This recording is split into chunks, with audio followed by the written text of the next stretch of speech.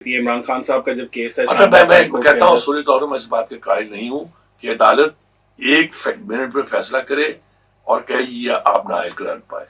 اس طرح اگر نااہل قرار پانا چاہیے تو کئی ججوں کو کئی باتوں پر پھر نااہل ہو جانا چاہیے. نہیں، لیکن سر وہ بات یہ ہے نا کہ دیکھیں ججز کا آپ جو بات کرنا چاہتے ہیں کہ شہباز شریف ہے یہ وہ میں نے ایک ہی فکرہ کہا ہے کہ پاکستان اور آزاد کشمیری کے حالات اس وقت بہت مختلف ہیں. نہیں، لیکن سر حالات تو مختلف ہیں، لیکن جو وزرائے اعظم کی حرکات و سکنات ہیں وہ تو ملتی جلتی ہیں. بڑی ٹھیک شہباز شریف صاحب بھی پارلیمنٹ کے اندر کھڑے ہو کے زمین و آسمان کی مسلسل حملے کر رہے ہیں. جو حملے کر رہے ہیں وہ پبلکلی کر رہے ہیں. عدالت کو بہت کچھ فیس کرنا پڑے گا اگر کسی کو سزا دی انہیں پوری کابینہ کو دینی پڑے گی، پوری پارلیمنٹ کو دینی پڑے گی.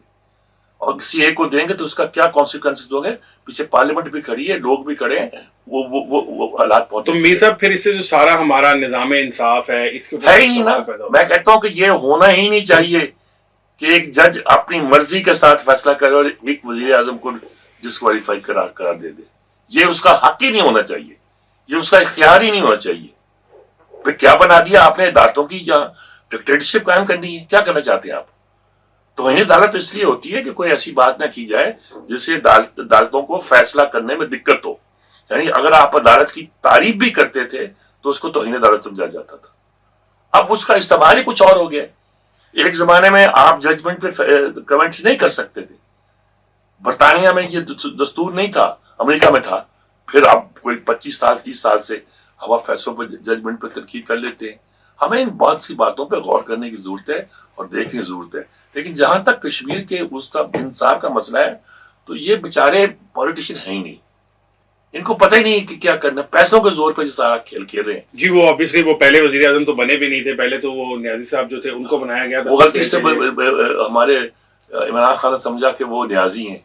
ہاں جی، ان کے وہ نیازی تھے نہیں. لیکن ان کو بھی 3 مہینے رکھا گیا. پھر جب وہ جا رہے تھے تو انہوں نے یہ تقریر بھی پارلیمنٹ میں کی تھی کہ میں بہت کچھ بتاؤں گا، بہت راز ہیں میرے پاس. لیکن obviously پھر انہوں نے بھی حکومتی عہدہ تو رکھنا ہی تھا نا، تو وہ چپ کر کے سائڈ پہ ہو گئے. اور اس وجہ سے وہ وہی وقت کا انتظار کر رہے ہوں گے. یا تو سر یہ اچھا چلیں، یہ والی بات تو ایک طرف ہوگی وقت کے انتظار سے. مسلم لیگ نون کس وقت کا انتظار کر رہی ہے؟ کس وقت وہ اپنے ووٹر کے پاس جا کے تو ان کو یقین دلائے گی کہ بھائی ہم بھی سیریس ہیں الیکشن لڑنے کے بارے میں، سیاست کرنے کے بارے میں. ابھی تو ایسا لگ رہا ہے کہ وہ بس الیکشن سے بھاگنا ان کی واحد پرائورٹی ہے، اس میں عدالت پہ حملے کریں جس پہ مرضی کریں. دیکھیے ایک بات میں بڑی کلیئر کروں، جہاں تک مسلم لیگ کی پوزیشن کا تعلق ہے یہ وہ پوزیشن نہیں ہے جو اس کی تھی، جس کی وجہ سے سینٹرل پنجاب ان کے قبضے میں تھا اور اسٹیبلشمنٹ بھی ڈرتی تھی، سب لوگ اس سے ڈرتے تھے.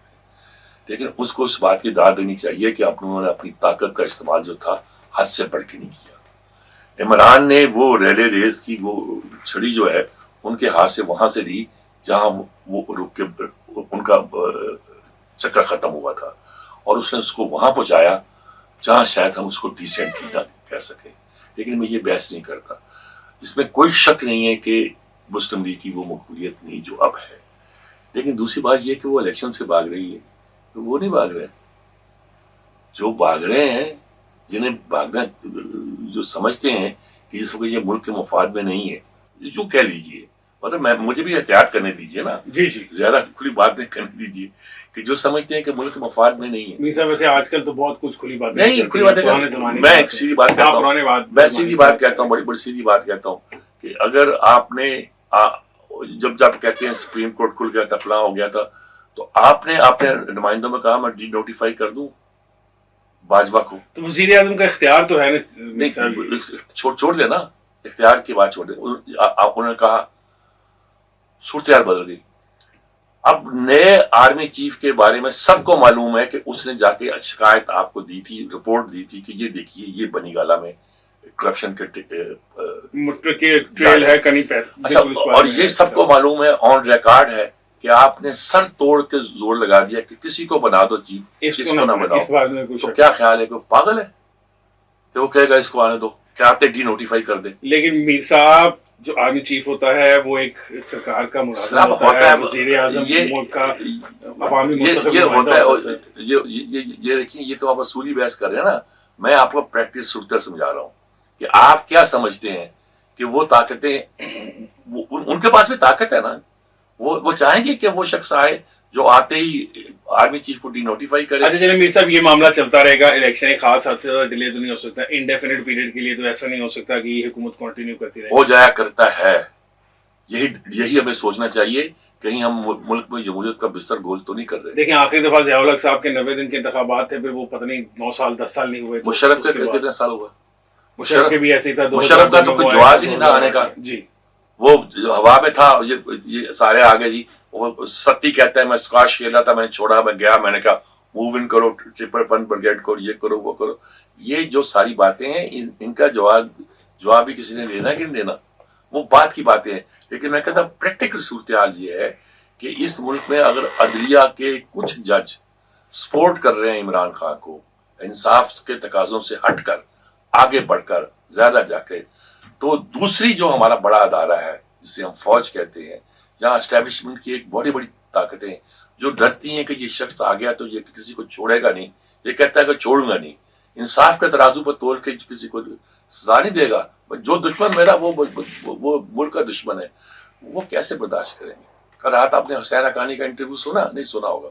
حسین حقانی نے شاہزیب خانزادہ کس طرح یہ دنیا میں رابطے قائم کرتے اقتدار کے لیے, کیا کرتے. ہاں وہ تو ہے, انہوں نے obviously وہ رکھے بھی ہوئے ہیں وہاں پہ امریکہ میں کمپنیز کو انہوں نے ہائر کیا ہے. حسین حقانی ان لوگوں میں سے ہے. لیکن وہ حسین حقانی کے بارے میں بھی تو وہ خان صاحب کہہ رہے ہیں کہ اس کو حسین حقانی صاحب کو جنرل باجوہ صاحب نے میری حکومت میں ہماری حکومت سے پیسے دلوا کے ہمارے خلاف لابی کروائی. بات سنیں, لابی حسین حقانی کو مجھ سے زیادہ عمران نہیں جانتا. حسین حقانی وہ شخص ہے جس نے پبلکلی ایڈمٹ بھی کیا, لکھا بھی ہے, مجھے اپنا استاد کہا ہے. اور باقی بہت سے لوگ کہتے ہیں استاد عزت کے طور پر, فرض کیا آپ میرے ساتھ کام کر رہے ہیں, آپ جونیئر ہیں, تو آپ کہیں جی میرے استاد ہیں, وہ اور طرح ہوتا ہے. لیکن حسین حقانی کے ساتھ سچ مچ میرے تعلقات ایسے تھے. میں اس کی یو ٹرن, آپ کہتا ہے میں جب یو ٹرن لیا, میں کلا بازی جانتا ہوں اس کی. ہم نے کس طرح اس کو شروع میں سپورٹ کیا کہ بھئی یہ کس طرح انٹرنیشنل میڈیا میں ایڈجسٹ ہو جائے, سیٹ ہو جائے.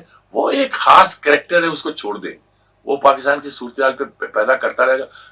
باجوہ نے لانچ کر دیا, میرے خلاف لانچ کر دیا. ابھی آپ کیا کر رہے تھے؟ اس نے کہا کہ عمران سے میرے تعلقات تھے, اب عمران کہے کہ نہیں تھے.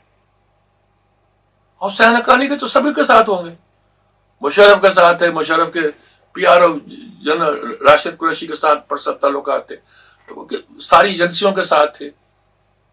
وہ جس طرح آگے گیا وہ ہمیں پتہ ہے, وہ چھوڑ دے وہ باتیں.